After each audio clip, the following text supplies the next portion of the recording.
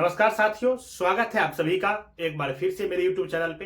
तो दोस्तों, आपने बिल्कुल सही पढ़ा है कि इस बुक के 10 से 15 पेज पढ़ के आप संस्कृत में अच्छा मार्क्स स्कोर कर सकते हैं। तो इस वीडियो में हम आपको इस बुक के बारे में बताएंगे और आपको हम प्रूफ भी दिखाएंगे कि उस बुक के कहानी से ditto same to same passage पूछे गए हैं। तो आप इस वीडियो में बने रहिए, आपको प्रूफ के साथ उस बुक के बारे में बताया भी जाएगा और हम ये भी बताएंगे कि ये बुक आपको कहाँ पे मिलेगा, आपको इसको कहाँ से डाउनलोड करना है। हर एक चीज बात करेंगे इस वीडियो में, क्योंकि आप लोगों का काफी कमेंट आ रहा था कि सर संस्कृत के बारे में बताइए, संस्कृत के बारे में बताइए। तो चलिए आज की इस वीडियो में बात करते हैं संस्कृत के बारे में।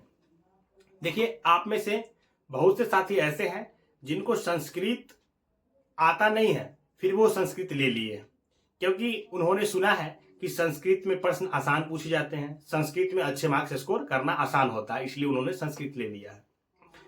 अब जब वो पीवाईक्यू सॉल्व कर रहे हैं तो उनको डिफिकल्ट लग रहा है, क्योंकि कई दफा तो पैसेज करना आसान होता है जब हम लोग कीवर्ड से सॉल्व कर लेते हैं। जैसे कि पैसेज हुआ तो उसमें जो कीवर्ड दिया हुआ है क्वेश्चन में, उस कीवर्ड को उस पैसेज में खोजते हैं, फिर वहां पे उसका आंसर मिलता है और हम लोग आसानी से सॉल्व कर लेते हैं। लेकिन कई बार ऐसा होता है कि पैसेज में कीवर्ड मिलता ही नहीं है, क्योंकि वो पैसेज में जो प्रश्न पूछे गए हैं वो उसके मीनिंग से पूछे जाते हैं, उसके भाव से पूछे जाते हैं, फिर वहां पे डिफिकल्ट हो जाता है स्कोर करना। आप में से कई साथी ने कमेंट में लिखा है कि सर संस्कृत में 10 नंबर 15 नंबर से ऊपर स्कोर ही नहीं कर पा रहे हैं। हम इस चीज को समझ सकते हैं। तो बात करेंगे कि पहले पेडागोजी के बारे में, कि आपको पहले पेडागोजी कैसे पढ़ लेना है, फिर हम बात करेंगे पैसेज के बारे में। देखिए, पेडागोजी के लिए चाहे वो हिंदी का हो या संस्कृत का हो या इंग्लिश का हो, सिलेबस लगभग सेम होता है। अब जहां पे हम लोग मान लीजिए कि भाषा अर्जन पढ़ रहे हैं, तो भाषा अर्जन संस्कृत के लिए भी वही है और भाषा अर्जन लैंग्वेज एक्विजिशन अंग्रेजी में इसको बोलेंगे, इसके लिए भी वही होता है कंसेप्ट। तो अगर आप हिंदी पेडागोजी पढ़ ली है, अगर हिंदी पेडागोजी का कंसेप्ट स्ट्रांग है, तो आपको वो संस्कृत में काफी हेल्प करेगा। आप संस्कृत पेडागोजी का प्रश्न उठा के देखिए तो वहां पे वो लैंग्वेज संस्कृत में तो पूछा गया है, लेकिन उसका कंसेप्ट तो हिंदी पेडागोजी में आप पढ़ चुके हैं, तो आप यहाँ पे भी आंसर दे सकते हैं। वही आंसर यहाँ पे भी होता है, बस उसका क्या होता है कि संस्कृत में लिखा हुआ होता है। तो आपको ये पकड़ना होता है कि इस वर्ड को संस्कृत में ये कहते हैं। तो पेडागोजी तो आप सॉल्व कर लेते होंगे। पेडागोजी इसलिए भी नहीं सॉल्व होता होगा कुछ, क्योंकि आपका भी पेडागोजी में पकड़ स्ट्रांग नहीं हुआ है। लेकिन जैसे ही हिंदी के पेडागोजी में पकड़ स्ट्रांग हो जाएगा तो आप संस्कृत में भी सॉल्व कर लोगे। अच्छा, फिर पेडागोजी के लिए सर कुछ बता दीजिए कि कुछ ऐसा करे कि आपका ये जो लैंग्वेज का भी प्रॉब्लम है वो भी स्ट्रांग हो जाए और पेडागोजी भी स्ट्रांग हो जाए। तो चलिए इसके लिए भी बात कर लेते हैं। देखिए, संस्कृत पेडागोजी का कोई अच्छे टीचर का आप यूट्यूब से एक मैराथन देख लीजिए।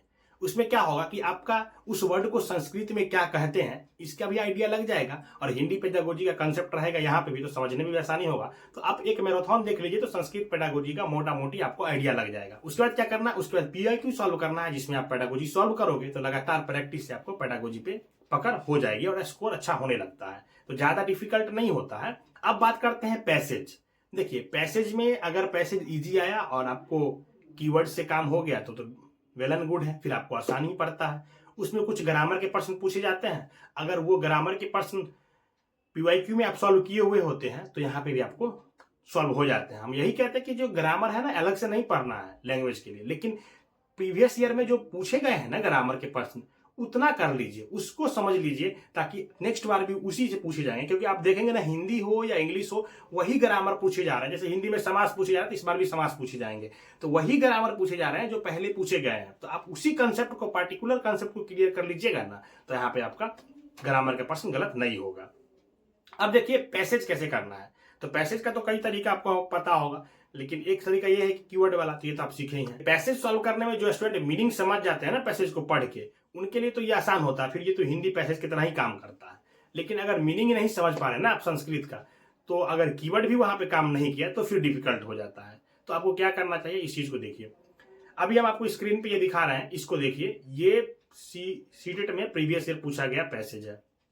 अब ये देखिए, ये एक बुक है जिसमें हाईलाइट किया हुआ है ना, ये यही लाइन सेम टू सेम आपका पीछे जो सीटेड वाला हम दिखाए थे प्रीवियस ईयर, वहां पे पूछा गया है। आप दोनों स्क्रीनशॉट लेके मैच कर लीजिएगा। ये सेम टू सेम पैसेज है जो इस कहानी से उठ के यहाँ पे पूछा गया है। तो अगर आपको इस कहानी का आइडिया होता, इस कहानी को आप पहले पढ़े हुए थे, समझे हुए होते, तो इस पैसेज को पढ़ के आप इसका मीनिंग निकाल लेते और आसानी से पैसेज सॉल्व कर लेते। तो ये कहानी आपको कहाँ मिलेगा, ये कौन से बुक का, इस चीज को समझ लेते हैं।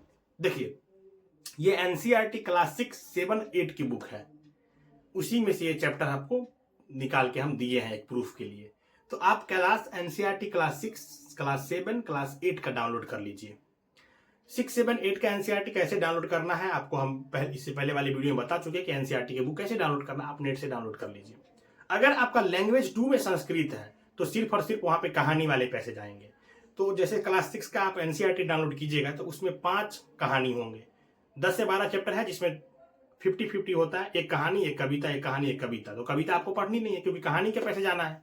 तो आप वहां पे देखोगे ना कि 5-6 कहानी आपको क्लास 6 में मिल जाएगी, 5-6 कहानी 7 में मिल जाएगी, 5-6 कहानी 8 में मिल जाएगी, और सब कहानी एक पेज का ही है। इसलिए मैंने आपको कहा कि 10 से 15 पेज पढ़ के आप काम कर लोगे। 15 कहानी तो 15 पेज पढ़ना है बस। अच्छा, आप कहेंगे कि सर यहाँ पे ये संस्कृत में जो कहानी है इसका भी तो हम मीनिंग नहीं समझ पाएंगे ना खुद से पढ़ के। तो मार्केट में बुक आती है जो इस संस्कृत में लिखा हुआ है ना, इसका आपको हिंदी में भी ट्रांसलेट करके उसी बुक में लिखा हुआ होता है। तो आप मार्केट से वो बुक ले लीजिए जिसमें इसका हिंदी अनुवाद किया हुआ है, और पढ़ के एक बार समझ लेना है। ज्यादा कुछ नहीं करना है, बस इसको पढ़ना है और ये कहानी क्या कह रहा है इसको समझ लेना है, और उसके बाद PYQ सॉल्व कीजिए। तो PYQ में देखिएगा कि यहीं का पैसेज पूछे गए हैं। तो जब भी पैसेज पढ़िएगा ना प्रीवियस ईयर वाले लाइन बाय लाइन, तो आपको कहानी समझ में आने लगेगा। उसके मीनिंग पे भी प्रश्न पूछा गया होगा ना तो आप उसका आंसर कर दोगे, काफी आसानी से आंसर कर दोगे। तो दोस्तों ये तरीका है संस्कृत में पैसेज को स्ट्रॉन्ग करने का। आपको मीनिंग पता होगा तो आपको वो हिंदी जैसा लगेगा और आप काफी अच्छा स्कोर कर पाओगे।